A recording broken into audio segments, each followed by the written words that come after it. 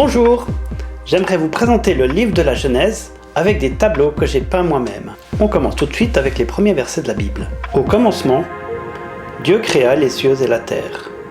La terre était informe et vide. Il y avait des ténèbres à la surface de l'abîme, et l'Esprit de Dieu se mouvait au-dessus des eaux. Le récit a l'air très simple. On dirait même que c'est un conte pour les enfants. Mais dès qu'on réfléchit un tout petit peu, on réalise que le récit est très précis.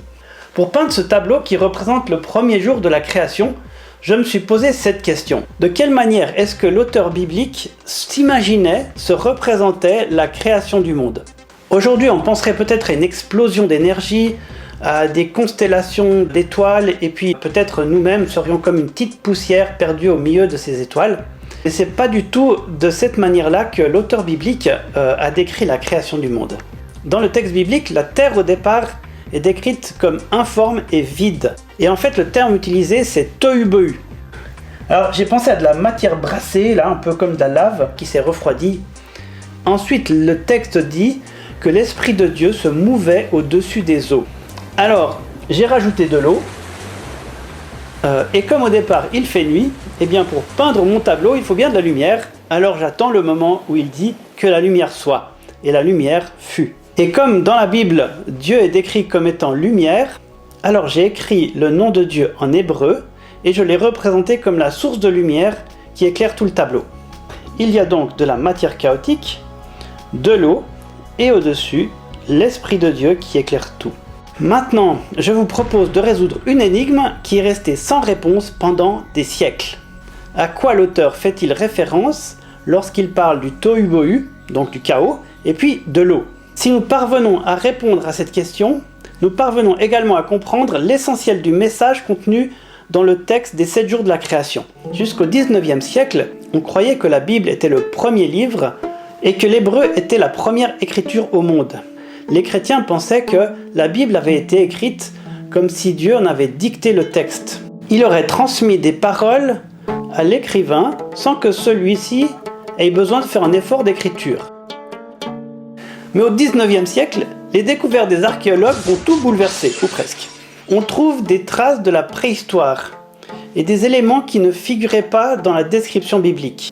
Et en Mésopotamie, les archéologues découvrent des tablettes en argile qui n'étaient pas écrites en hébreu, sur lesquelles se trouvent des inscriptions. Certaines de ces tablettes sont vieilles de 3000 à 5000 ans. On désigne cette écriture l'écriture cunéiforme. Alors après des dizaines d'années de travail pour essayer d'en déchiffrer le sens, eh bien certains chercheurs y parviennent et des traductions de ces textes sont publiées au début du XXe siècle. Voici un texte babylonien qui parle de la création du monde et qu'on a retrouvé à plusieurs endroits, ce qui veut dire qu'en fait c'était déjà une copie, un texte assez connu à l'époque. On l'appelle l'épopée de la création, Enuma Elish, lorsqu'en haut les cieux n'avaient pas de nom et que la terre en dessous n'était pas nommée, il y avait seulement l'Apsu, le premier, leur engendreur, et la créatrice Tiamat, qui les a tous mis au monde. Ils avaient mélangé leurs eaux en les fusionnant en un tout. Vous avez remarqué que l'auteur babylonien parle de terre, de cieux, mais le texte parle également de Tiamat et de l'Apsu. Et c'est là que se trouve la clé de l'énigme, à savoir de quoi parle-t-on lorsqu'on parle de chaos et d'eau. Dans le panthéon babylonien, Tiamat et l'Apsu sont deux divinités primordiales. Tiamat personnifie les eaux salées des océans où règne le chaos. Tiamat est la force primordiale qui a tout engendré.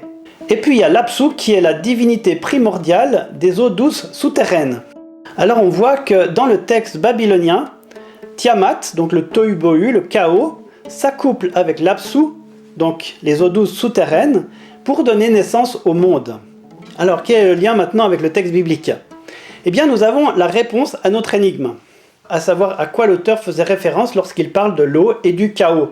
Il fait donc référence aux croyances et à la littérature de son époque. Il affirme que Dieu existe avant même les divinités primordiales. Et le texte biblique va plus loin, il va jusqu'à nier l'existence de ces divinités. Le chaos n'est pas une déesse, et l'eau n'est pas une divinité non plus. Pour les gens de l'époque, cette pensée est totalement révolutionnaire. Parce qu'il faut s'imaginer que jusqu'au temps des Romains, c'est-à-dire quand même au IIe siècle après Jésus-Christ, les éléments étaient la plupart du temps considérés comme étant des divinités et on les vénérait. Alors ça peut nous paraître un peu banal à nous qui sommes habitués au langage scientifique, mais la Bible apporte quelque chose de totalement neuf par rapport à l'époque. Et on verra un petit peu plus loin de quelle époque on parle. Alors en discutant avec des amis chrétiens, j'ai réalisé que certains étaient assez mal à l'aise à l'idée que le texte biblique fasse référence à des écrits babyloniens. On a presque l'impression, pour certains, que ça remettrait en cause l'inspiration des Écritures. Mais moi, je ne partage pas cet avis. Imaginez que vous venez de recevoir une révélation. Vous avez compris quelque chose de très important sur le sens de la vie et vous voulez maintenant le communiquer. Quel langage allez-vous utiliser pour parler à vos contemporains ? Si vous voulez que les gens vous comprennent, il va falloir utiliser leur langage. Et c'est exactement ce que l'auteur biblique a fait pour affirmer qu'il n'y a qu'un seul Dieu.